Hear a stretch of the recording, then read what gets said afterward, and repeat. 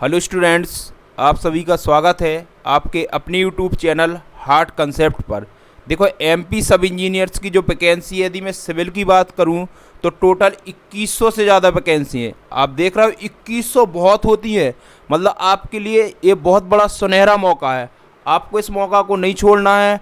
आपको per day 7 बजे जो क्वेश्चन प्रैक्टिस सेट चल रहा है, बहुत ही इंपॉर्टेंट क्वेश्चन प्रैक्टिस सेट है। इसके जो क्वेश्चन रहेंगे टोटल प्रीवियस ईयर क्वेश्चन रहेंगे, बार बार क्वेश्चन पूछे जाते हैं, उसका सॉल्यूशन मैं करवा रहा हूँ। आप कृपया एक बार देखें और इसको ज़रूर शेयर करें, क्योंकि यदि आपने एक बार क्वेश्चन प्रैक्टिस देख लिया, उसको नोट कर लिया, आप ज़िंदगी में नहीं भूलेंगे, मैं बता रहा हूँ। इसलिए इसको ज़्यादा से ज़्यादा शेयर करें और आप आज ही बिल्कुल संकल्प ले लें कि मुझे 7 बजे पर डे क्लास लेनी है या नहीं लेनी है। कोई किंतु परंतु नहीं चलेगा, क्योंकि ऐसा सुनहरा मौका आपको दोबारा नहीं मिलने वाला, मैं बार बार कह रहा हूँ। इसलिए आप तो वीडियो को ज़्यादा से ज़्यादा शेयर करें और पर डे 7 बजे जो क्लास आ रही है, कोई ना कोई क्वेश्चन प्रैक्टिस की पर डे क्लास आने वाली है, ठीक है। उसके सेट पे सेट अपन डाल रहे हैं, ठीक है। अभी जो फर्स्ट सेट चल रहे हैं उसके बाद सीरीज चलती जाएगी। जिसका फर्स्ट सेट आएगा उसका सेकंड आएगा, और जो नया टॉपिक डलेगा उसका फर्स्ट सेट ही डलेगा, ठीक है। जैसे सोम का डल गया उसका फर्स्ट डल गया, यानी कि सेकंड बहुत जल्दी आने वाला है, ठीक है। फ्लोट का भी बहुत जल्दी आएगा।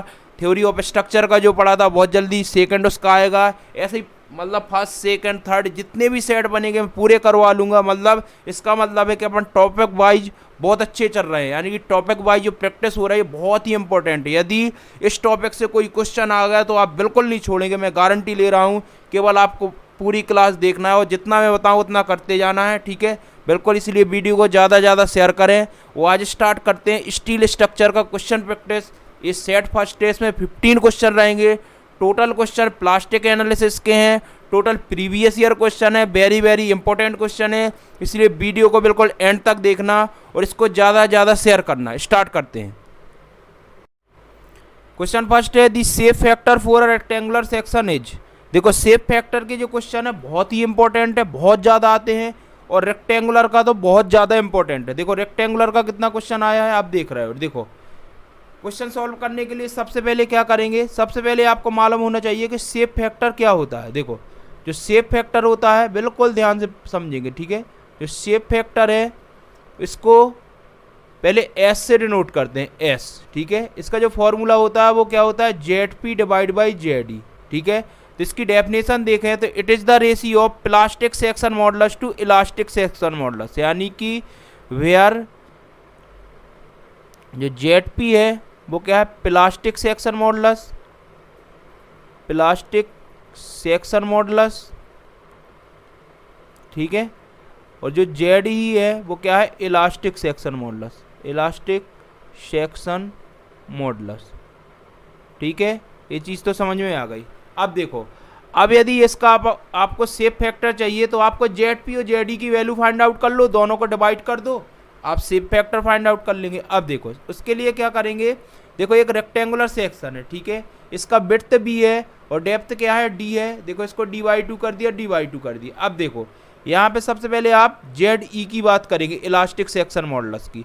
इसका जो फॉर्मूला होता है वो क्या होता है, I divide by y max, ठीक है। Z E equal to I क्या है, movement of inertia this section, यानी कि मूवमेंट ऑफ इनर्शिया क्या हो जाएगा, जो मूवमेंट ऑफ इनर्शिया हो जाएगा वो हो जाएगा b d cube divide by 12, यही हो जाएगा। जो वाई मैक्स हो जाएगा मतलब सी जी तक की डिस्टेंस क्या हो जाएगी, dy2, ये हो जाएगा। इसको सॉल्व करेंगे तो जेड ई की वैल्यू आ जाएगी, वो क्या हो जाएगी, b d square divide by 6। Very very important, यहाँ से बहुत क्वेश्चन गिरते हैं। वो क्वेश्चन फर्स्ट आता है कि जो रेक्टेंगुलर सेक्शन है उसका इलास्टिक सेक्शन मॉडुलस क्या होगा, वो क्या हो जाएगा, b d square divide by 6। अब करते हैं प्लास्टिक सेक्शन मॉडुलस की बात, यानी कि जेड पी की बात करते हैं अपन। देखो यहाँ करते हैं जेड पी की बात। जेड पी के लिए सबसे पहले क्या करेंगे, जो आपका सेक्शन है इसको एक एरिया एक्सेस लेंगे, उसको बोलेंगे इक्वल एरिया एक्सेस, ई ए का मतलब क्या है, इसको लिख भी लो। ई ए का मतलब है इक्वल एरिया एक्सेस। मतलब जो इक्वल एरिया एक्सेस होता है वो एक ऐसी एक्सेस होती है जो किसी भी सेक्शन को दो इक्वल पार्ट में डिवाइड करे, यानी कि इसने दो पार्ट में डिवाइड कर दिया, इसको 1 ले लिया अपन ने, इसको 2 ले लिया।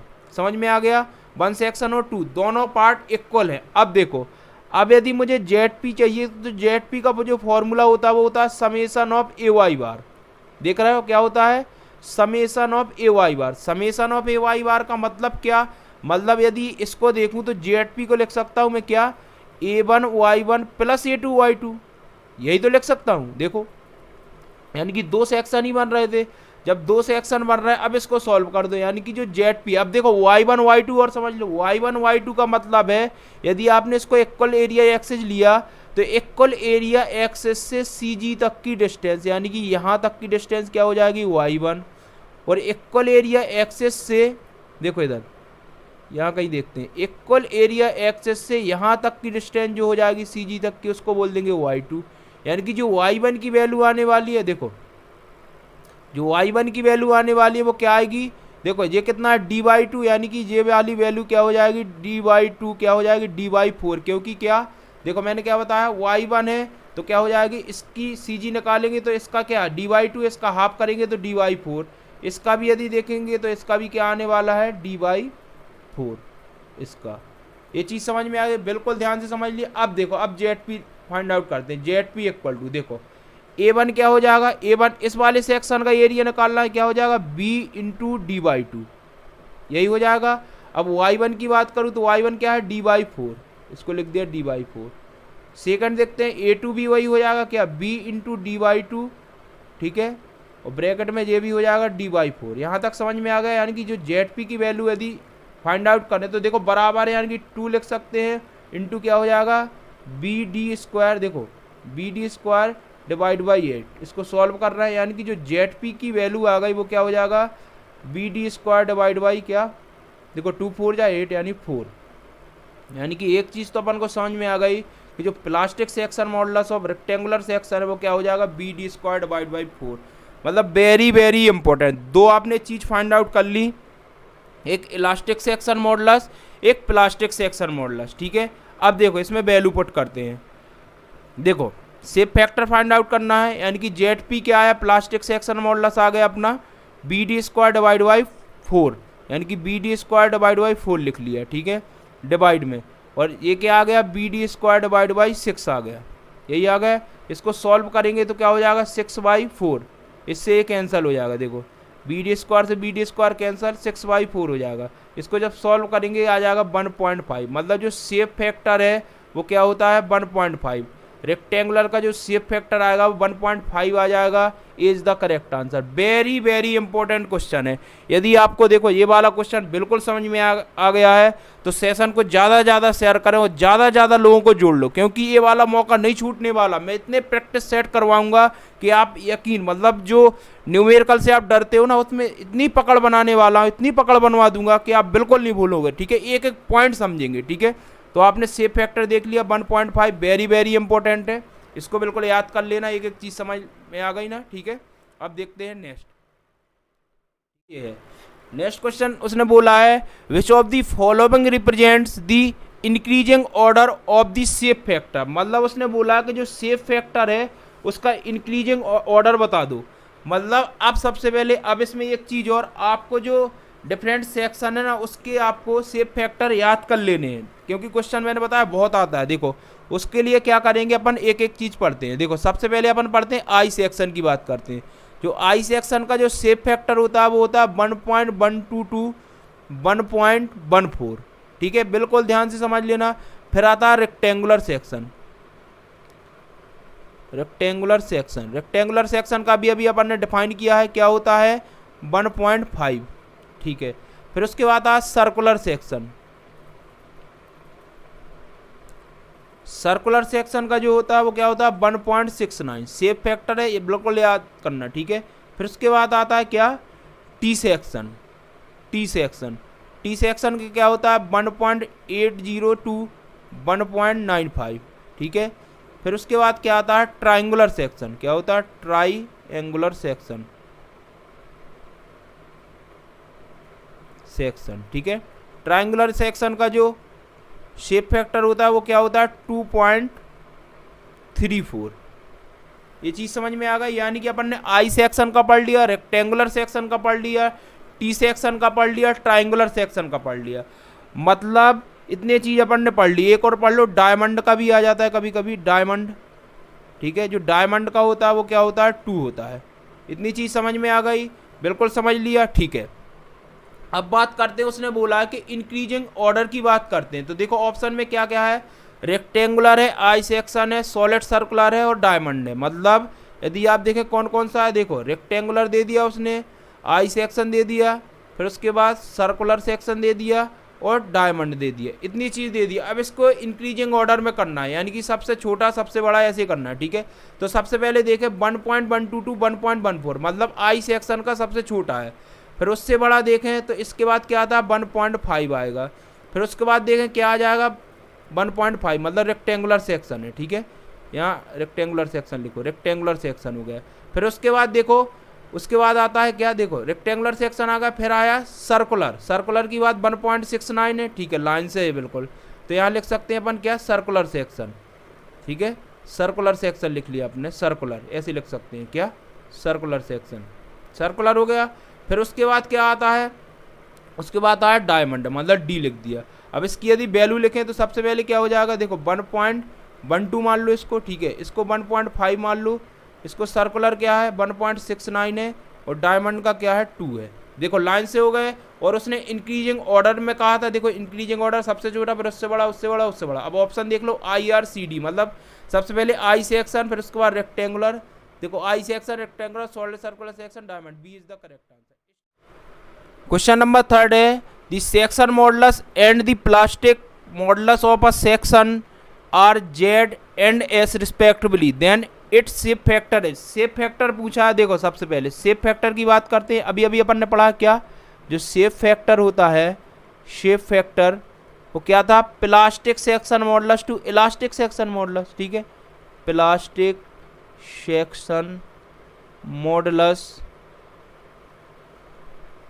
To elastic section modulus, section modulus, ठीक है, ये हो गया, ये चीज समझ में आ गई। अब देखो शेप फैक्टर, उसने बोला है कि जो सेक्शन मॉडुलस है, देखो इस यहीं से बोला जी सेक्शन मॉडुलस, उसको वो जेड से डिफाइन कर रहा है, जो प्लास्टिक मॉडुलस है उसको एस से कर रहा है।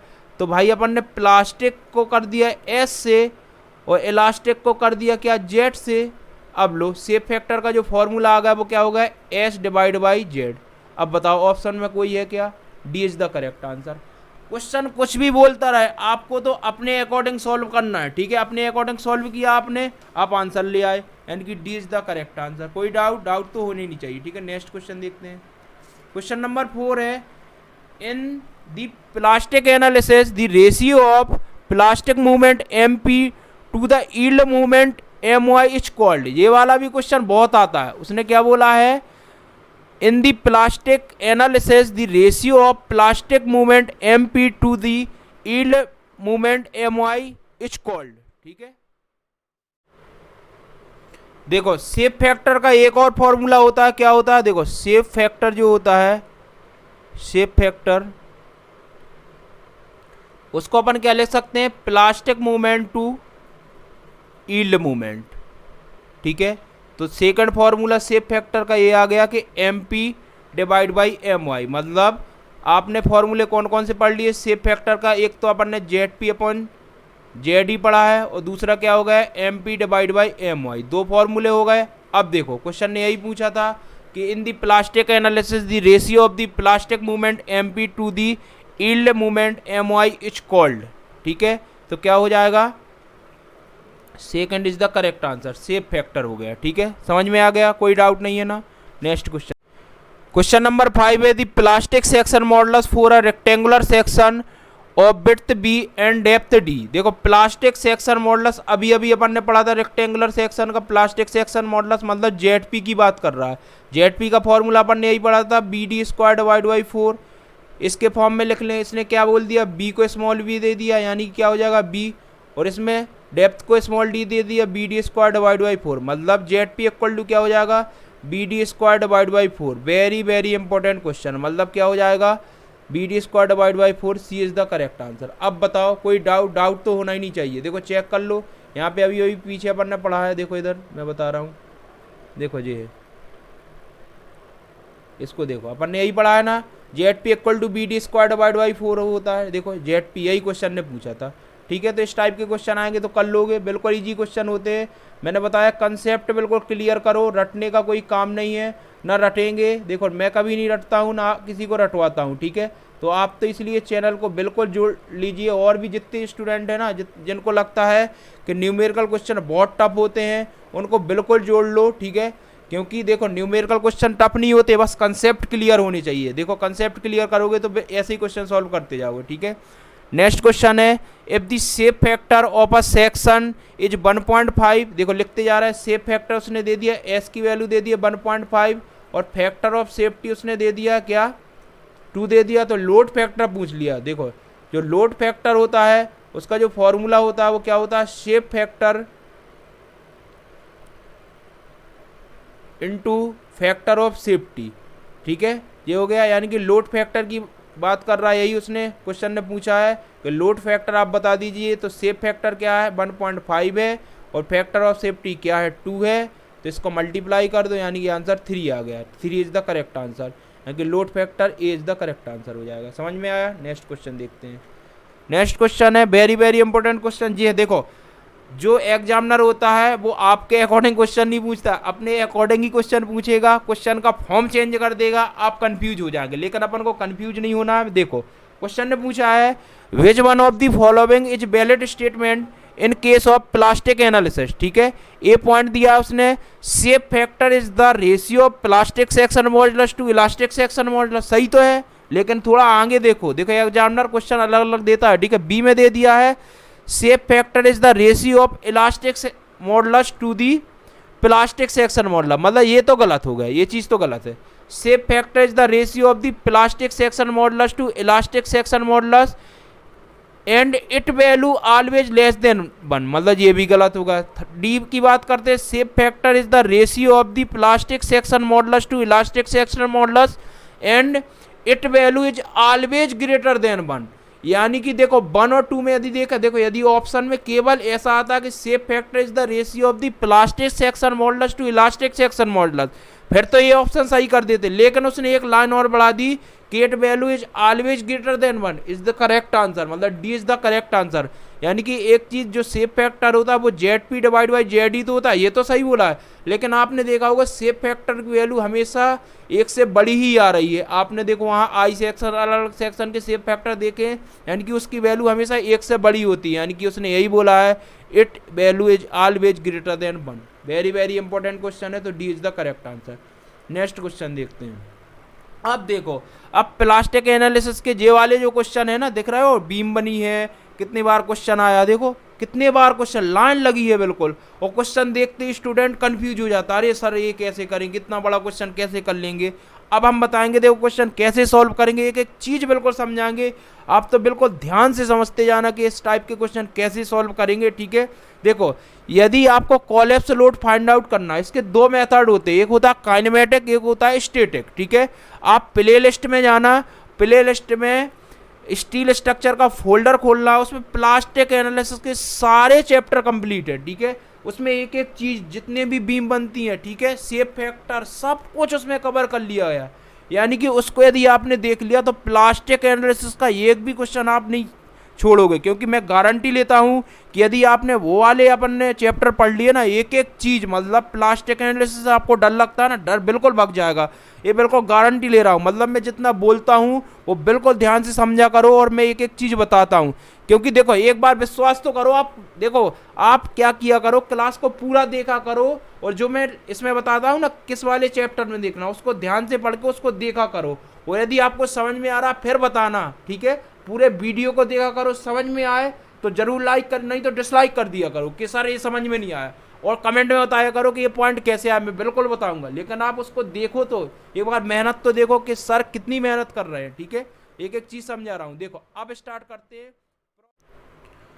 क्वेश्चन 8 है, a propped cantilever of span L and having constant plastic movement capacity MP is subjected to a point load at mid span, then the load at collapse will be. देखो load, collapse load चाहिए। Collapse load 2 method से find out करेंगे, kinematics and static. अपन यहाँ kinematics से देखेंगे, बिल्कुल easy तरीके से देखेंगे, उसको देखते हैं कैसे करेंगे। देखो एक प्रोप्ड कैंटिलीवर बीम है, ठीक है, ये डब्ल्यू लोड लग रहा है। अब सबसे पहले इसमें क्या करेंगे, अपन फाइंड आउट करेंगे कि मैकेनिज्म कैसे फाइंड आउट करेंगे, ठीक है, क्योंकि कितनी मैकेनिज्म बनने वाली है क्वेश्चन उस पर ही डिपेंड करता है, ठीक है। अब देखो मैकेनिज्म एम से डिनोट करते हैं, मैकेनिज्म क्या होता है एन माइनस एस आई, ठीक है, एन माइनस एस आई होगा। एन क्या है, number of plastic hinge location कहाँ कहाँ हो रहा है। देखो number of plastic hinge location देखो फिक्स पे होता है, यानी कि एक तो यहाँ होने वाला है, एक लोड के नीचे होता है, देखो लोड लग रहा है ये उसके नीचे हो गया, ठीक है। और एस आई का मतलब क्या है, एस आई देखो एस आई इक्वल टू होता है R minus E, R minus E मतलब रिएक्शन माइनस इक्विलिब्रियम कंडीशन। ये देखो वर्टिकल लोड कंडीशन बन रहा है, तो रिएक्शन की बात करें तो 2 यहाँ आएगी और 1 यहाँ आएगी, मतलब 3 आने वाली है, यानी कि रिएक्शन 3 हो जाएगी। और वर्टिकल लोड कंडीशन है, यानी कि जो इक्विलिब्रियम कंडीशन रहेंगी वो 2 रहेंगी, यानी कि एस आई की वैल्यू 1 आ गई। तो एम इक्वल टू देखो प्लास्टिक हिंज लोकेशन कितने 1 और 2, ठीक है, माइनस एस आई कितना हो जाएगा 1, यानी कि मैकेनिज्म में कितनी 1 आ गई, ठीक है। जो प्लास्टिक हिंज लोकेशन है ना, इसकी जो प्रोसेस समझ में नहीं आ रही होगी ना, तो वो प्ले लिस्ट में मैंने बताया, जाके देख लेना एक बार, सारा सब कुछ समझ में आ जाएगा कि प्लास्टिक हिंज लोकेशन कहाँ कहाँ होते हैं, एन कैसे निकालेंगे, एस आई कैसे निकालेंगे, वर्टिकल लोड कैसे बनता है, कैसे क्या बनना है, सब कुछ उसमें कवर कर लिया था, ठीक है। तो एक बार देख लेना जरूर, और समझ में आ रहा है तो ठीक है। देखो अब उसका उसने क्या मैकेनिज्म एक बनने वाला है, यानी कि मैकेनिज्म एक बन रहा है, यानी कि ये वाला मैकेनिज्म बना लिया। अब देखो यहाँ पे क्या है, ये फिक्स एंड हो गया, यहाँ पे क्या है रोलर हिंज हो गया, देखो यहाँ पे सेंटर पर लोड लग रहा है L/2 हो गया, ये एंगल थीटा ये एंगल थीटा है, ठीक है। अब देखो प्लास्टिक हिंज लोकेशन हिंज ये है फिक्स पे है, तो यहाँ पे क्या प्लास्टिक मूवमेंट आने वाला है, यानी कि प्लास्टिक मूवमेंट यहाँ आने वाला है, ठीक है, यहाँ आने वाला है। तो देखो प्लास्टिक मूवमेंट मैंने यहाँ लिख दिया। अब ये बताओ हिंज पे तो आना नहीं है, तो यहाँ नहीं आने वाला।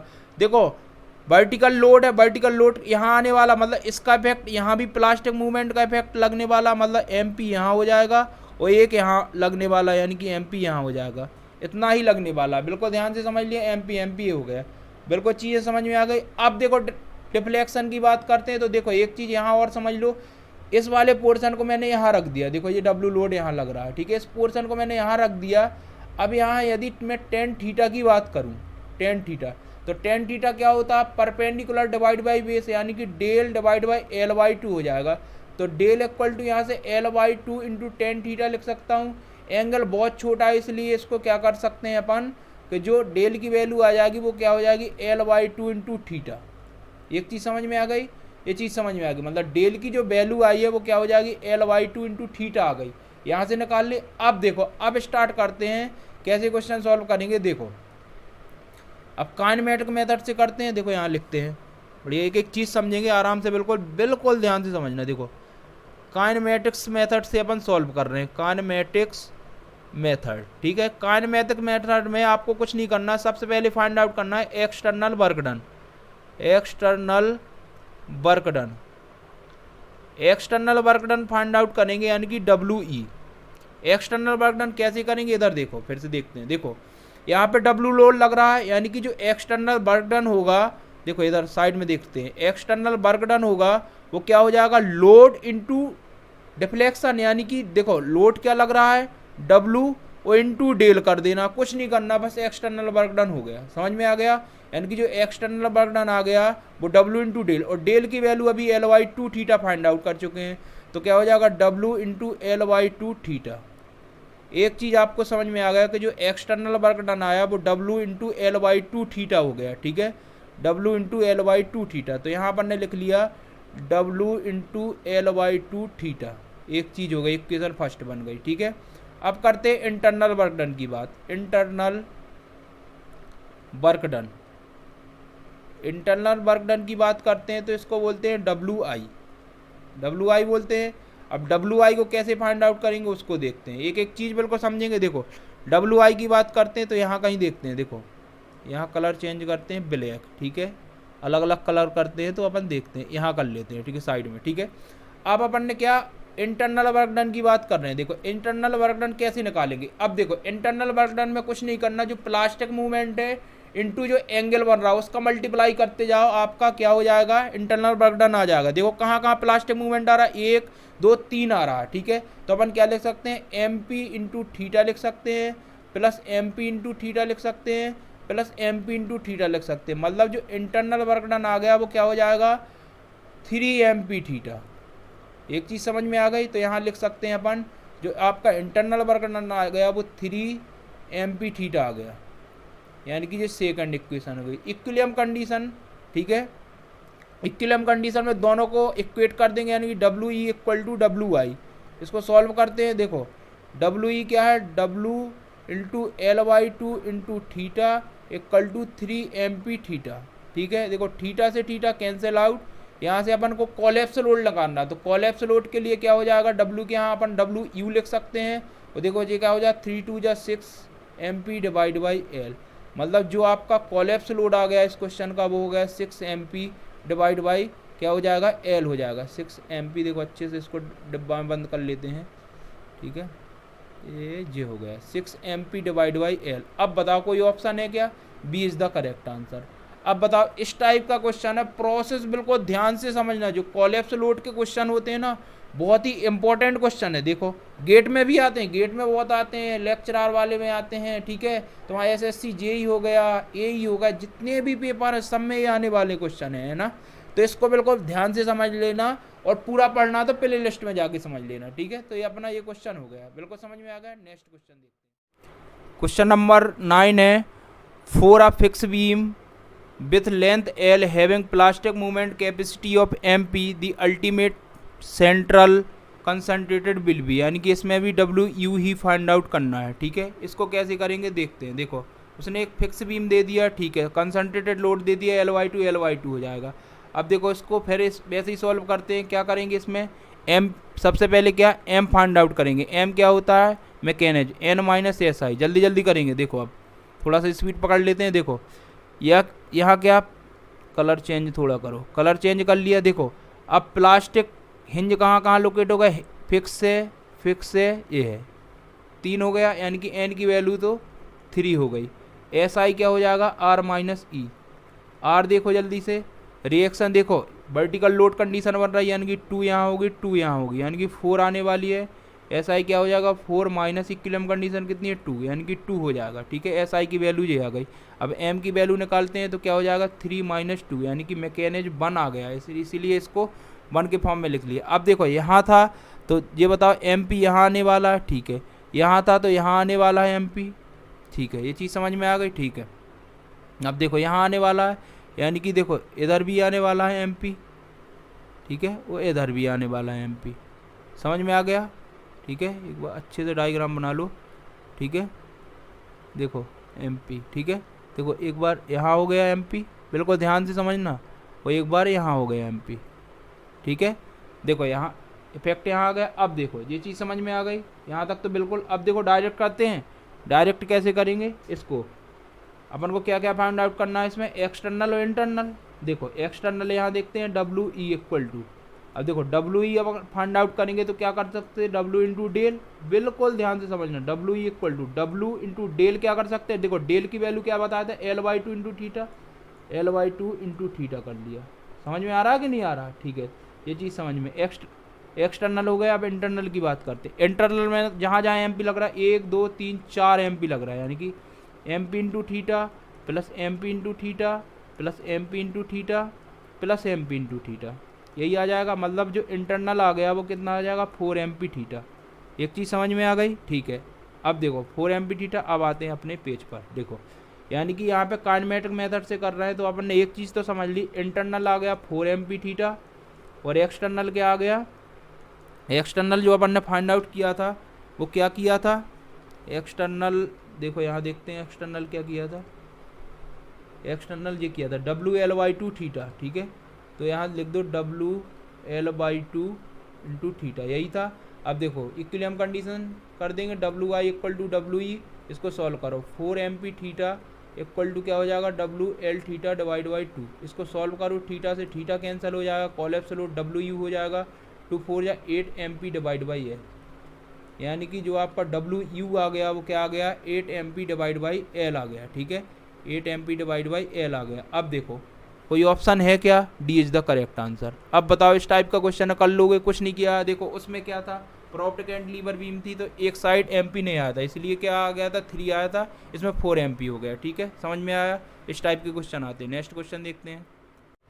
क्वेश्चन नंबर 10 है the value of the collapse load for a simply supported beam subjected to concentrated load at the centre is. ठीक है, इसमें भी उसने कोलैप्स लोड फाइंड आउट करने को बोला है। ठीक है, कोलैप्स लोड फाइंड आउट कर देंगे। और कैसी बीम बोली है? एक सिंपली सपोर्टेड बीम बोली है। ठीक है, अब देखो इसको करते हैं। ये अपना सिंपली सपोर्टेड बीम हो गया। अब देखो सबसे पहले इसमें मैकेनिज्म की बात करते हैं। मेन तो मैकेनिज्म है अपना। ठीक है, मैकेनिज्म की बात करते हैं। देखो मैकेनिज्म क्या होता है, M equal to N minus SI। ठीक है, अब सबसे पहले हिंज लोकेट करो। देखो इस पे होगा क्या? नहीं होगा। इसमें होगा क्या? नहीं होगा। केवल कहाँ होने वाला है? यहाँ होने वाला है। ठीक है, यानी कि N की वैल्यू तो 1 आ गई। अब रिएक्शन की बात करते हैं, क्योंकि SI फाइंड आउट करनी है, तो R माइनस E होता है। अब क्या वर्टिकल लोड कंडीशन, यानी कि एक रिएक्शन यहाँ आएगी, एक यहाँ आएगी, यानी कि SI की वैल्यू कितनी हो जाएगी? 2 माइनस 2, यानी कि SI तो 0 आ गई। यानी कि जो M की वैल्यू देखेंगे तो क्या हो जाएगा? 1 माइनस 0, यानी कि मैकेनिज्म 1 आने वाला है, इसीलिए देखो 1 बन गया। अब देखो, अब मेरे को बताओ MP, देखो इधर तो प्लास्टिक हिंज है नहीं, तो MP यहाँ आएगा क्या? नहीं आएगा। यहाँ आएगा क्या? नहीं आएगा। केवल कहाँ आने वाला है? यहाँ आने वाला है MP, तो यहाँ MP लिख लिया। और यहाँ आने वाला है, बस, बाकी कुछ नहीं आने वाला। कहीं नहीं आएगा क्या? कहीं नहीं आएगा। ठीक है, बस सॉल्व कर दो इसको जल्दी जल्दी। देखो करते हैं, डायरेक्ट करेंगे। देखो एक्सटर्नल वर्क डन क्या हो जाएगा? W into del. ठीक है, W इंटू डेल की वैल्यू क्या हो जाएगी? L/2 into theta. ठीक है, W इक्वल टू क्या हो जाएगा? WL theta divide by 2। एक चीज़ तो ये आ गई। ठीक है, इंटरनल की बात करते हैं। कलर चेंज कर लो। ठीक है, कलर चेंज यहाँ से करते हैं। ठीक है, WI इंटरनल। अब बताओ क्या हो जाएगा? MP into theta MP, direct लिख दूँ? देखो ऐसे ही लिखो, MP into theta plus MP into theta, यानी कि जो WI आ गई वो क्या आ गई? 2MP into theta, 2MP into theta, यही आ गई। अब देखो चलो मेन पेज पर आते हैं। लो अपन ने इंटरनल देख लिया 2MP थीटा, और एक्सटर्नल क्या देख लिया? WL theta divide by 2। वही इक्विलिब्रियम कंडीशन, दोनों को इक्वेट करो। WI इक्वल टू WE क्या हो जाएगा? 2MP theta equal to WL theta divide by 2। ठीक है, थीटा से थीटा कैंसिल आउट हो जाएगा। ठीक है, ये हो जाएगा। तो अपन को क्या चाहिए? कोलैप्स लोड चाहिए WU, 2 2 या 4 MP डिवाइड बाई L, यही हो जाएगा WU। ठीक है, 4 MP डिवाइड बाई L। ठीक है, इसको बढ़िया डब्बे में बंद कर लो, भाग ना पाए। तो आंसर चेक कर लो, कोई ऑप्शन मैच कर रहा है क्या? कलर चेंज करो, पहले ऑप्शन में टिक करो, यानी कि 4 MP डिवाइड बाई L। कोई डाउट वाला काम ही नहीं है। आप तो क्वेश्चन करते जाओ और क्वेश्चन को देखते जाओ। ठीक है, नेक्स्ट क्वेश्चन देखते हैं। क्वेश्चन नंबर 11 है a cantilever beam of span L carries a point load W at its free end plastic movement the section from support to middle of span is 1.5 MP and from there to free end is MP collapse occurs when W। देखो उसने फिर collapse load पूछ लिया। ठीक है, WU ही find out करना है वो। ठीक है, अब देखो डायग्राम बड़े ध्यान से। उसने कैंटिलीवर बीम, देखो कैंटिलीवर बीम हो गया, ये फिक्स एंड हो गया, कैंटिलीवर बीम हो गया। अब देखो उसने बोला है कि इसका लेंथ L है। ठीक है, लेंथ L है, यानी कि यहाँ से यहाँ तक लेंथ L हो गया। ठीक है, लेंथ L हो गया। फिर उसने बोला कि फ्री पर एक W लोड लग रहा, लगा दिया। फिर देखो इस वाली लाइन को बड़े ध्यान से समझना है। इस वाली लाइन को बड़े ध्यान से समझेंगे अपन। कैसे? देखो उसने कहा plastic movement of the section from support, मतलब सपोर्ट से मिडिल पॉइंट तक 1.5 MP है, यानी कि सपोर्ट से मिड पॉइंट तक 1.5 MP ले लिया। ठीक है, फिर उसने बोल दिया and from there it to free end MP, फिर यहाँ से यहाँ तक MP ले लिया, मतलब वेयरिंग कंडीशन वाला लोड बढ़ रहा, मतलब प्लास्टिक मूवमेंट चेंज हो रहा है। ठीक है, जो प्लास्टिक मूवमेंट है वो क्या हो रहा है? चेंज हो रहा है, आपका चेंज हो रहा है। ठीक है, ये समझ में आ गया। अब देखो, अब इस क्वेश्चन को करते हैं, क्वेश्चन को सॉल्व करते हैं। तो सबसे पहले अपन क्या करेंगे? देखो सबसे पहले यहीं देखते हैं, यहाँ क्या मैकेनिज्म फाइंड आउट करते हैं। मैकेनिज्म फाइंड आउट करने के लिए M की value M equal to N minus SI, यही है, बड़े ध्यान से समझेंगे। ठीक है, अब देखो प्लास्टिक हिंज लोकेशन कहाँ कहाँ होने वाला है। देखो प्लास्टिक हिंज लोकेशन के लिए देखो सबसे पहले अपन क्या करेंगे? मैंने क्या बताया था, फिक्स पर यहाँ होने वाला, और देखो जहाँ क्रॉस सेक्शन चेंज हो रहा वहाँ हो रहा हो। हमेशा याद रखना फ्री एंड पर कभी भी नहीं होता है, मतलब यहाँ नहीं होने वाला। मतलब एन की वैल्यू आपने 2 फाइंड आउट कर लिया। अब एस आई की बात करें तो क्या हो जाएगा, आर माइनस ई। अब वही वर्टिकल लोड कंडीशन, मतलब 2 रिएक्शन यहाँ आने वाली हैं और तो कहीं आने वाली नहीं है, मतलब 2 माइनस 2 यानी कि ये तो जीरो हो गया। यानी कि एम की वैल्यू फाइंड आउट करेंगे तो क्या हो जाएगा, 2 माइनस 0 यानी कि 2। यानी जो मैकेनिज्म आ गई वो कितनी आ गई, 2 आ गई। मैकेनिज्म 2 आ गए तो देखो डायग्राम में मैकेनिज्म 2 बन गई। ठीक है, यहाँ पे देखो ये क्या है, फिक्स एंड था, यहाँ पे फिक्स एंड हो गया, फिक्स एंड। अब फिक्स एंड में अपन बात करेंगे, देखो एंगल यहाँ क्या थीटा बन रहा है, एंगल थीटा बन रहा है। ठीक है, यहाँ एंगल थीटा बन रहा है, थीटा बन रहा है। अब देखो यहाँ पे क्या डब्लू लोड लग रहा है, देखो यहाँ पे डब्लू लोड लग रहा था। ठीक है, यहाँ पे भी डब्लू लोड लग रहा हो, यहाँ पे भी डब्लू लोड लग रहा है। इतनी चीज़ समझ में आ गई। ठीक है, अब हमेशा याद रखो, देखो जिस सेंटर पे है यानी कि यहाँ के L/2, थोड़ा डायग्राम में थोड़ा है कंप्रोमाइज़ करना, थोड़ा बहुत यहाँ वहाँ हो सकता है लेंथ में, तो ये मत कहना सर अनइक्वल हो गए। L/2 समझते जाओ। ठीक है, अब इतनी चीज़ समझ में आ गई। अब देखो यहाँ पे क्या हो गया, अब देखो यहाँ एक MP लग रहा है। ठीक है, यहाँ MP लग रहा है, कलर चेंज कर लो, यहाँ MP लग रहा है, देखो यहाँ पे देख लो, यहाँ MP लग रहा है। ठीक है, ये चीज़ समझ में आ गई, ये चीज़ समझ में आ गई। अब देखो इस वाले एंड से देखें तो यहाँ पे MP लग रहा है, यही है। इतनी चीज़ तो बिल्कुल समझ में आ रही होगी, कोई डाउट वाला काम ही नहीं है। मतलब 2 सेक्शन में बन गए, एक ये वाला सेक्शन हो गया एंड वाला, मतलब MP था, और ये वाला क्या हो गया, यहाँ तो 1.5 MP था। ठीक है, देखो यही बिल्कुल देखने वाली चीज़ें, कहाँ क्या करना है, यहाँ 1.5 MP, बिल्कुल ध्यान से समझना, क्वेश्चन थोड़े में भी ठीक है डिस्टर्ब हो जाता है। अब देखो, अब दोनों में से जो मिनिमम आएगी, मतलब 2 में से दोनों को सॉल्व करना है, जो मिनिमम वैल्यू आएगी उसी को देखते हैं, और इतने पेज में ही करना है क्योंकि टाइम ज़्यादा नहीं लगाना है। देखो अपन देखो सबसे पहले अपन इंटरनल वर्क डन की बात करें इसमें। ठीक है, क्या करें, इंटरनल वर्क, यहाँ डेल लिख लो, यहाँ डेल हो जाएगा, यहाँ डेल हो जाएगा। ठीक है, बाकी अपन वैसे ही कर सकते हैं, इसकी लेंथ क्या हो जाएगी, L हो जाएगी। अब देखो सबसे पहले अपन इंटरनल वर्क डन की बात करें यहाँ तो WI क्या हो जाएगा, अब बताओ। WI यहाँ केवल एक ही चीज़ आ रही है, वो क्या है, MP थीटा, यही हो रही है, और तो कुछ है नहीं। यहाँ पे अपन ने MP थीटा लिख लिया। एक्सटर्नल वर्क डन की बात करें तो एक्सटर्नल क्या हो जाएगा, W इंटू डेल, यानी कि W तो ये है, और डेल क्या हो जाएगा, डेल L/2 इंटू थीटा। देखो del L/2 into theta, L/2 into theta हो गया, यानी कि जो WE की वैल्यू आ गई वो क्या हो गई, WL थीटा डिवाइड बाई 2, यही हो गई। यानी कि ये चीज़ समझ में आ गई, समझ में आ गई। ठीक है, तो यहाँ से इक्विलिब्रियम कंडीशन भी रख दें, क्या रख दो, रखेंगे तो देखो कलर चेंज कर लो, पहले रख दिया अपन ने, तो क्या हो गया, WI इक्वल टू WE, यही हो जाएगा। इसको सॉल्व करते हैं। ठीक है, तो क्या हो जाएगा, WL theta divide by 2 equal to MP theta. ठीक है, थीटा से थीटा कैंसिल हो गया, मतलब जो WU की वैल्यू आ गई वो क्या हो जाएगा, 2 MP डिवाइड बाई L। इतनी चीज़ समझ में आई कि नहीं आई, इतनी चीज़ समझ में आ गई। ठीक है, अब देखो सेकंड को करते हैं। सबसे पहले अपन फाइंड आउट क्या करते हैं, WI क्या हो जाएगा, 1.5 या 1.5 MP थीटा। ठीक है, ये हो गया। सेकंड देखो WE करते हैं तो W इंटू डेल हो जाएगा। अब डेल की वैल्यू कैसे फाइंड आउट करेंगे, मैंने बताया था डेल की वैल्यू फाइंड आउट करना है तो L इंटू थीटा, ये हो जाएगा। ठीक है, तो अब इक्वेट कर दो इसको, इक्वेट करोगे तो क्या हो जाएगा, थोड़ा कलर चेंज कर लो, इक्वेट करोगे तो क्या हो जाएगा, 1.5 MP थीटा इक्वल टू क्या हो जाएगा, WL थीटा। अब थीटा से थीटा कैंसिल हो जाएगा, WU की यहाँ वैल्यू निकाल लो। WU की वैल्यू कैसे फाइंड आउट करोगे, बस क्या हो जाएगा, 1.5 MP डिवाइड बाई L, यही हो जाएगा ना। बिल्कुल समझ में आ गया। ठीक है, ये चीज़ समझ में आ गई। ठीक है, ये समझ में आ गई, इतना समझ में आ गया। ठीक है, अब WU आ गया, ये आ गया। अब कुछ नहीं करना, दोनों में जो मिनिमम वैल्यू दिख जाए तुम्हें, दोनों में मिनिमम वैल्यू क्या दिख रही है, दोनों में मिनिमम वैल्यू दिख रही है, minimum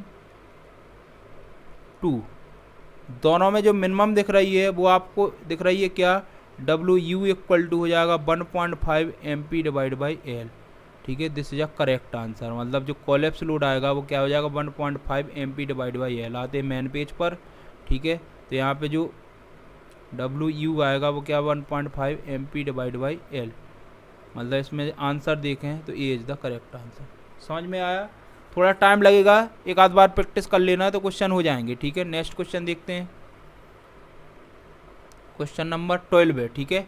a fix beam of span L carries UDL, ठीक है, of intensity W per unit run if the plastic movement the beam section is MP the collapse occurs when number of plastic hinge are formed and WL। मतलब उसने दो चीज़ पूछी है इसमें, सबसे पहले नंबर ऑफ प्लास्टिक हिंज पूछा है और कोलैप्स लोड की वैल्यू पूछी है, ठीक है। तो इस वाले क्वेश्चन को करेंगे, बड़े ही ध्यान से करेंगे, ठीक है। देखो सबसे पहले तो उसने एक फिक्स बीम दी है, ठीक है, फिक्स बीम दी है। तो फिक्स बीम के लिए देखो बढ़िया सा डायग्राम बनाएंगे। देखो ये फिक्स बीम है, ठीक है, ऐसा ही है, बढ़िया सी फिक्स बीम दी है उसने। देखो ये फिक्स बीम हो गई, ठीक है। उसने यूडीएल लोड लगा दिया, यूडीएल लोड लगा दिया, ठीक है भैया, यूडीएल लोड लगा दिया। उसने इसकी लेंथ एल दे दी, लेंथ एल दे दी। इतनी चीज़ समझ में आ गई, बिल्कुल ध्यान से समझना यूडीएल वाला केस। अब जो बताओ यूडीएल लग रहा है, इसका मतलब क्या हो गया, सब जगह वही लग रहा है यूनिफॉर्मली, ऐसा लिख सकते हैं क्या? देखो पूरे में ऐसे लगा सकते हैं, डायग्राम बना रहा हूँ बढ़िया सा, ठीक है। अब देखो यहाँ क्या है, फिक्स है, यहाँ क्या है, फिक्स है, ठीक है। और सब में पूरे में क्या लग रहा है, डब्लू डब्लू डब्लू लग रहा है, ठीक है, डब्लू डब्लू डब्लू डब्लू पूरे में लग रहा है, ठीक है। यूनिफॉर्मली डिस्ट्रीब्यूटेड लोड है, ठीक है। और यहाँ क्या था, डब्लू किलो न्यूटन पर मीटर, यही था। बढ़िया ध्यान से समझेंगे, ठीक है। अब देखो इसके लिए कुछ नहीं करना है, यदि इस टाइप के क्वेश्चन आते हैं, ठीक है, यूडीएल केस वाला, तो घबराने की ज़रूरत नहीं है, ठीक है। ध्यान से समझना है, चीज़ें बिल्कुल समझ जाओगे, ठीक है। वो कैसे समझोगे देखते हैं अपन। देखो इसके लिए सबसे पहले तो देखो कहानी तो वहाँ से ही स्टार्ट होती है, मतलब कहानी स्टार्ट होती है अपनी, यदि आपको थोड़ा सा कलर चेंज कर लूँ, ब्लू वाला आ जाएगा, ठीक है। देखो सबसे पहले मैकेनिक्स तो फाइंड आउट करनी ही है, और उसने क्वेश्चन में ये भी पूछा है कि हिंज लोकेशन कितनी है इसमें, ठीक है। तो ये तो फाइंड आउट करना ही है और देखना है। देखो सबसे पहले यदि यहाँ देखें तो 1 2 3, मतलब एन की वैल्यू तो 3 आ गई, एक आंसर तो आपका मिल गया, एक आंसर मिल गया। देख लो क्वेश्चन ने यही पूछा था, ठीक है, एक आंसर आप ले चुके हो कि एन की वैल्यू 3 आ गई, एन की वैल्यू 3 आ गई। क्वेश्चन ने देखो क्या पूछा था, क्वेश्चन ने यही पूछा था कि नंबर ऑफ प्लास्टिक हिंज कितने, मतलब 3, यानी कि ये तो समझ में आ गया कि ये वाला ऑप्शन गलत है, ये वाला ऑप्शन गलत, दो में से कोई आंसर आने वाला है, ठीक है। चलो एक आंसर तो मिल गया अपन को। अब देखो यहाँ पे एन आ गए, एस आई की वैल्यू निकालेंगे, तो एस आई की वैल्यू निकालेंगे तो क्या हो जाएगा, वही सिस्टम वही सब, R minus E, R minus E, ठीक है। तो आर की वैल्यू कितनी हो जाएगी, वही 2 + 2 4 हो जाएगी, यानी क्या हो जाएगा 4 - 2, यानी कि एस आई की वैल्यू 2 आ जाएगी। एस आई की वैल्यू 2 आ गई तो 3 - 2 = 1, यानी कि मैकेनिक्स में कितना आने वाला 1, यानी कि अपन ने 1 फाइंड आउट कर लिया। भाई यूडीएल केस में देखो स्पेशल केस है, ये स्पेशल केस है। तो यूडीएल केस में क्या करेंगे, देखो यूडीएल केस में कुछ नहीं करना है, बस चीज़ें बार समझ लो। एक्सटर्नल वर्क डन कैसे निकालेंगे वो देखो पहले, देखो उसमें तो सीधा सीधा कर देते थे, इसमें एक्सटर्नल वर्क डन कैसे निकालने वाले हैं वो देखो। एक्सटर्नल वर्क डन में कुछ नहीं करना है, इक्वल टू क्या होता है, एरिया, ठीक है, area of the different shape, sorry या डिफॉर्म शेप, ठीक है, deform shape, deform shape under the load, ठीक है। अभी बता रहा हूँ क्या है, मल्टीप्लाई इंटेंसिटी ऑफ लोड, बस इतनी चीज कर दो आपका आंसर आ गया। मतलब यदि आपको एक्सटर्नल वर्क निकालना है तो area of the deform shape, मतलब इस जो अपन ने यूडीएल केस बनाया इसका एरिया इस टाइप का बना है, ठीक है, ये बन गया है, इसका पूरे का एरिया निकाल देना है इनटू इंटेंसिटी ऑफ लोड, यानी कि आपका क्या निकाल लिया आपने, एक्सटर्नल वर्क डन निकाल लिया। देखो कैसे मैं बता रहा हूँ, एक्सटर्नल वर्क डन, देखो एरिया इसका देखें, एक ट्रायंगुलर सेक्शन बन रहा है, तो एरिया क्या हो जाएगा, देखो 1/2 बेस इंटू हाइट, 1/2 बेस क्या है, एल है, देखो इधर बेस क्या है, एल है, लेंथ मतलब बेस का मतलब क्या, पूरी लेंथ, यहाँ कहीं लिख लो जी एल है, तो ये एल ही तो हो जाएगा यहाँ से यहाँ तक, ठीक है। तो 1/2 बेस इंटू हाइट होती है, तो हाइट क्या ये हो जाएगा डिफ्लेक्शन, मतलब डेल हो गया। तो एक्सटर्नल वर्क डन ये होगा इंटू क्या का इंटेंसिटी, इंसिडेंट कितना डब्लू है। इतनी चीज़ समझ में आ गई, कोई डाउट तो नहीं है ना, डाउट होना चाहिए, डाउट नहीं है ना, कोई डाउट नहीं है, तो इतनी चीज़ समझ में आ गई, ठीक है। तो यहाँ पे ठीक है डब्लू का ध्यान देना, कैपिटल डब्लू लेके चल रहे हैं यहाँ, ठीक है। तो यानी कि जो एक्सटर्नल वर्क डन आ गया उसको लिख सकते हैं क्या, L del W divide by 2, ठीक है। इतनी चीज़ अपनी समझ में आ गई, यानी कि एक्सटर्नल वर्क डन आपने यहाँ फाइंड आउट कर लिया। मतलब यदि यूडीएल केस आता है तो यूडीएल केस में क्या करना पड़ता है, देखो जो भी एरिया ऑफ डिफॉर्म शेप बनेगा उसका कुछ नहीं करना है, एरिया निकाल लो 1/2 एल इंटू डेल कर दिया, देखो यही होगा ना। इस एरिया का क्या होता है, बेस 1/2 बेस इंटू हाइट होता है, तो 1/2 बेस क्या लेंथ हो जाएगी, हाइट क्या डेल हो जाएगी, इंटू क्या डब्लू हो जाएगी। तो इतनी समझ में आ गई। अब इंटरनल वर्क डन की और बात कर लें, बस कहानी ख़त्म हो जाएगी। इंटरनल वर्क डन के लिए वही कहानी है, देखो पहले ब्लू कलर लाओ, ब्लू कलर लाए, देखो यहाँ पे लग रहा है यानी कि यहाँ MP, यहाँ लग रहा है यहाँ MP, ठीक है। देखो यहाँ लगेगा यहाँ MP, ठीक है, यहाँ लगेगा यहाँ MP। मतलब डायरेक्ट लिख सकते हैं क्या, देखो डायरेक्ट लिखना सीखो, यानी कि इंटरनल वर्क डन क्या है, MP theta MP theta MP theta, यानी कि 4 MP थीटा हो जाएगा। इतनी चीज़ समझ में आ गई, यहाँ तक तो बिल्कुल समझ में आ गया होगा, कोई डाउट नहीं है ना, डाउट नहीं है। अब देखो जब डाउट नहीं है तो चलो स्टार्ट करते हैं, मेन पेज पे आते हैं।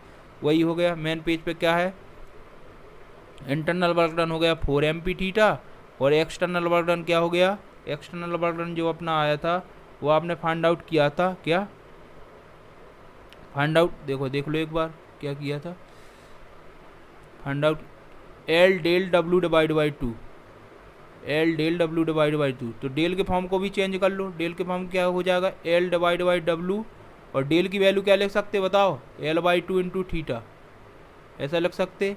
यानी कि इधर देख लो डब्लू ई जो हो जाएगा वो क्या हो जाएगा, WL², बिल्कुल देखना, थीटा डिवाइड बाई 4। अब समझ में आ गया, ये कैपिटल W है, ठीक है। तो WE ये हो जाएगा WL² theta divide by 4, WL² theta divide by 4, यहाँ लिख सकते हैं WL² थीटा डिवाइड बाई 4। समझ में आ गया, ये हो गया एक्सटर्नल। अब दोनों को क्या कर देंगे अपन, इक्वेट कर देंगे, इक्वेट कर दो तो क्या हो जाएगा 4 MP theta equal to WL² theta divide by 4, ये हो गया, समझ में आ गया। अब बस इसको सॉल्व कर दो, थीटा से थीटा हो जाएगा, अपन क्या लिख सकते हैं यहाँ 16 MP लिख सकते हैं, 16 MP इक्वल टू क्या हो सकता है W, ठीक है, L², बस यही तो आ गया, ठीक है, WL²। यानी कि इसको एक फॉर्म में और लिख सकते हैं 16 MP डिवाइड बाई L लिख सकते हैं W इंटू L। अब देखो W इंटू L के ही फॉर्म में क्वेश्चन ने पूछा था आंसर, यानी कि जो W इंटू L के फॉर्म में जो आंसर आ जाएगा वो 16 MP डिवाइड बाई L आ जाएगा। यानी कि जो आंसर आ गया वो क्या होगा 16 MP डिवाइड बाई L, यानी कि आंसर में यही पूछा था। देखो एक 3 तो अपन फाइंड आउट कर चुके थे और दूसरा 60 MP, यानी कि C is the correct answer. समझ में आ गया, एक एक चीज़ बिल्कुल समझाई हमने। देखो फिर से समझा दे रहा हूँ, UDL वाला केस था, अपन को एक चीज़ तो समझ में आ गई, यदि अपन का एक्सटर्नल और इंटरनल आ गया तो सब कुछ आ गया, दोनों को इक्वेट करो आंसर लाओ। एक्सटर्नल के लिए कुछ नहीं करना है। इन UDL केस में एक्सटर्नल जो वर्क डन होता है वो area of the deform shape under the load into intensity of load आपने कर दिया। देखो 1/2 into L into del W, तो L del W divide by 2 हो गया। और डिफ्लेक्शन का वैल्यू कैसे निकालेंगे, L/2 इंटू थीटा कर देंगे, अपन ने कर दिया। तो WL² theta divide by 4। Internal work done की बात करें तो MP MP MP MP 4 MP theta आ गया, ठीक है। यहाँ अपन ने वैल्यू पुट कर दी, दोनों वैल्यू पुट कर दी तो ये L² के फॉर्म में आए, एक L को ले गए। तो W देखो इसने यही पूछा था कि जो वैल्यू चाहिए वो किस में WL इक्वल टू चाहिए, तो 16 MP डिवाइड बाई L। कोई डाउट नहीं होना चाहिए, UDL का ये हो गया, ठीक है। नेक्स्ट क्वेश्चन देखते हैं। देखो क्वेश्चन नंबर 13 है, a fix beam of 8 metre length is subjected to a single central concentrated load if the plastic movement value is MP, the ultimate load by mechanism method is. देखो इस type का question भी आप एक कर चुके हो, ठीक है। इसमें कुछ नहीं करना है, उसने फिक्स बीम दे दिया है, ठीक है, ये सब दे दिया है। बस लेंथ उसने क्या दे दिया है 8 मीटर दे दिया है, 8 मीटर दे दिया है।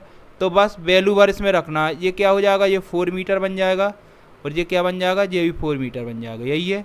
देखो ये भी 4 मीटर हो जाएगा और ये भी 4 मीटर हो जाएगा, ऐसे ही होने वाला है, ठीक है। ये चीज़ समझ में आ गई, ये चीज़ बस वही चीज़ है। देखो मैकेनिज्म देख लो, यहाँ कहाँ, यहाँ MP आने वाला है क्योंकि ये फिक्स बन रहा है ना, फिक्स बन जाएगा, ये भी फिक्स बन जाएगा। तो यहाँ MP आने वाला है, ठीक है, ये हो गया। देखो इधर MP आने वाला है, ठीक है, और इधर MP आने वाला है। इतनी चीज़ तो समझ में आई कि नहीं आई? ठीक है, आ गई समझ में। अब देखो जब ये चीज़ें समझ में आ गई तो अपन क्या करेंगे, बस इसमें जल्दी जल्दी अपन सॉल्व कर लेते हैं। सॉल्व क्या करेंगे, इस साइड कर लो एक्सटर्नल, इस साइड कर लो इंटरनल, दोनों साइड करो। देखो 1 2 3 4 MP थीटा है, लो 4 MP थीटा कर दिया। डायरेक्ट करना सीखो। देखो एक्सटर्नल है, क्या करेंगे, W इंटू डेल कर देंगे, यही है। तो W इंटू डेल के लिए क्या करेंगे, L/2 थीटा। L/2 की वैल्यू कितनी है, 4 है, इंटू थीटा है, यानी क्या हो जाएगा 4W थीटा आ गया, ठीक है। दोनों को इक्वेट कर दें, क्या कर दो, WI equal to WE, WI equal to WE कर दिया तो क्या हो जाएगा 4W थीटा इक्वल टू क्या हो जाएगा 4 MP थीटा, यही है। थीटा से थीटा कैंसिल आउट हो जाएगा, 4 से 4 कैंसिल आउट हो जाएगा, ठीक है। तो जो आपकी WU की वैल्यू आई वो कितनी आ गई, MP आ गई। अब ऑप्शन चेक कर लो, आंसर देख लो आप, आंसर देखो अपना जो आंसर आया वो क्या आ गया, MP, WU equal to MP। अब ऑप्शन चेक कर लो, ऑप्शन क्या है, ये इज़ द करेक्ट आंसर। इस टाइप के क्वेश्चन आते हैं। अब बताओ डाउट है, डाउट तो होगा ही नहीं, ठीक है। नेक्स्ट क्वेश्चन देखते हैं। क्वेश्चन नंबर 14 है, अ simply supported beam of rectangular section and L is subjected to a uniform distributed load at the center. The length of elastoplastic zone of plastic hinge will be। यदि length of plastic hinge वाला question आता है कहीं, ठीक है, क्या length of plastic hinge, length of plastic hinge, ठीक है, प्लास्टिक हिंज, इसका क्वेश्चन आता है तो दो केस बनते हैं इसमें, हमेशा याद रखना। देखो 4 पॉइंट लोड की बात करूँ, क्या पॉइंट लोड, कुछ टिप्स दिया करूँ उनको लिख लिया करूँ, ठीक है। पॉइंट लोड की बात करूँ तो पॉइंट लोड में जो प्लास्टिक हिंज लेंथ LP का जो फॉर्मूला रहेगा वो L ब्रैकेट में 1 minus 1 divide by shape factor, ठीक है। और 4 UDL की बात करूँ, ठीक है, UDL का तो क्वेश्चन ही है, UDL की बात करूँ तो ये LP इक्वल टू रहेगा L रूट के अंदर 1 माइनस 1 अपॉन S। समझ में आ रहा है? अब देखो इसको क्वेश्चन को सॉल्व करते हैं। LP equal to L root of 1 minus 1 divide by shape factor. UDL देखो क्या दिया उसने, रेक्टेंगुलर सेक्शन दिया। रेक्टेंगुलर का भी अपन ने फर्स्ट क्वेश्चन पढ़ा था 1.5 होता है शेप फैक्टर, यही होता है। इसको अपन सॉल्व कर लेंगे। इसको सॉल्व करेंगे तो जो LP की वैल्यू आएगी वो क्या हो जाएगी, सॉल्व करके देखते हैं, ठीक है। इसको सॉल्व करेंगे तो L रूट 1 डिवाइड बाई 3 आएगी, यानी कि जो LP हो जाएगा वो L equal to root 3। Solve कर लेना, आंसर आ जाएगा, ठीक है। यानी कि जो आपका LP की वैल्यू आ गई वो क्या हो जाएगा, L divide by root 3। B is the correct answer. इस टाइप के क्वेश्चन आए हैं, बताओ कोई डाउट है? कुछ नहीं, 2 फार्मूले आपको याद करने हैं, 2 फार्मूले याद करो और आंसर लाओ, सीधी बात है। एक फार्मूला आपको ये करना है, यदि आपका पॉइंट लोड वाला केस कहीं लग रहा है तो ये वाला हो जाएगा, और UDL वाला लग रहा है तो ये UDL वाला अपन क्वेश्चन कर चुके। और भैया S क्या है, शेप फैक्टर, यहाँ लिख लेना, S क्या है, शेप फैक्टर, शेप फैक्टर है। तो इसके लिए अपन को शेप फैक्टर की वैल्यू याद करना हो। वैल्यू याद करने के लिए अपन को शॉर्ट्स देखना है, जो शॉर्ट्स मैंने डाला उसको एक बार देख लेना, मजा आ जाएगा। आज का लास्ट क्वेश्चन है, the following theorem is use in plastic analysis to compute the collapse load. Collapse load find out करने के लिए कौन सी मेथड यूज करते हो? Is the correct answer upper bound theorem. देखो अभी अपन जो क्वेश्चन सॉल्व कर रहे थे काइनेमेटिक्स मेथड से, उसी को बोलते हैं अपर बाउंड थ्योरम। क्या बोलते हैं? अपर बाउंड थ्योरम, ठीक है। तो इसको देख लेना। और सेकंड मेथड है स्टैटिक, ठीक है, स्टैटिक्स, उसको बोलते हैं लोअर बाउंड थ्योरम, ठीक है। तो 2 थ्योरम यूज करते हैं अपन काय के लिए, कोलैप्स लोड फाइंड आउट करने के लिए। दोनों मेथड, ठीक है, मोस्ट हैं। और आप एक काम करना, मैं बार बार बोल रहा हूँ, प्ले लिस्ट में जाना। प्ले लिस्ट में स्टील स्ट्रक्चर का एक फ़ोल्डर होगा, स्टील स्ट्रक्चर का, उसमें प्लास्टिक एनालिसिस कंप्लीट है, सारे लेक्चर देख लेना। आपको प्लास्टिक एनालिसिस में कोई डाउट नहीं जाएगा, मैं गारंटी लेता हूँ, ठीक है। एक बार मेरी बात मान लो और जाके देख लेना, ठीक है। समझ में आया तो लाइक शेयर सब्सक्राइब जरूर करना, ठीक है। ये हो गया, ठीक है। अब आपको कोई डाउट नहीं होगा। मैं बार बार बोल रहा हूँ, देखो जो MP सब इंजीनियर की वैकेंसी है बहुत ही ज़्यादा वैकेंसी है, इसलिए उस मौका मत छोड़ना। और बिल्कुल, ठीक है, क्लास पर डे लिया करो, ठीक है। आज का सेशन आपको कैसा लगा? यदि आपको आज का सेशन बहुत ही अच्छा लगा हो कमेंट सेक्शन में ज़रूर लिखना, लाइक करना, शेयर करना, सब्सक्राइब करना। Thank you.